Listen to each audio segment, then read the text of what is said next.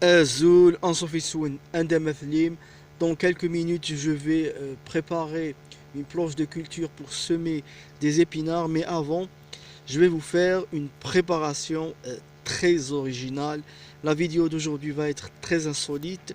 Donc, je vais préparer devant vous des boutons comment ça s'appelle, de passiflore, la fleur de passion, à la manière des capres. Voilà. Donc, hier, enfin, ces jours-ci, j'ai remarqué chez une voisine qu'elle avait une passiflore, une fleur de passion, hein, qui s'est très bien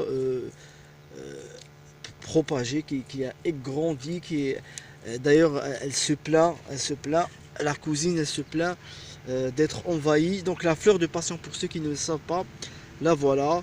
Donc, elle produit des fleurs. Bon, ici on les appelle les montres. Je ne sais pas si vous voyez. De toute façon, tapez fleur de passion dans Google et vous allez trouver des informations et des photos. Une grande fleur, très grande fleur. Donc, bon, je vous ferai après une vidéo sur la passiflore. Ce que je vais vous dire ici, c'est que ces feuilles sont utilisées comme calmant.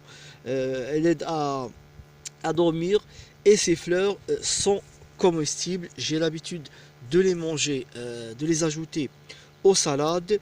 Elles ont un goût sucré très agréable.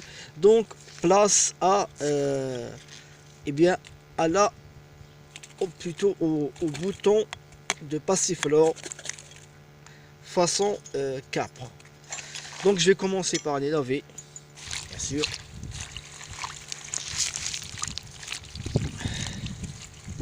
Bon, je lave un peu le bocal qui bon, il est propre, juste ça. Et qu'est-ce que je vais faire? Eh bien, j'ai préparé une saumure parce que je vais faire une conservation, ce qu'on appelle à la lactofermentation. Conserver les légumes à la lactofermentation, c'est préparer une saumure. Alors la saumure, pour ceux qui ne le savent pas, c'est un mélange d'eau et de sel. Donc on ajoute habituellement 30 grammes de sel pour 1 litre d'eau. J'ai fait bouillir et maintenant, qu'est-ce que je vais faire? La deuxième étape, c'est que je vais remplir mon bocal de boutons de passiflore. Alors c'est une recette que vous ne verrez nulle part.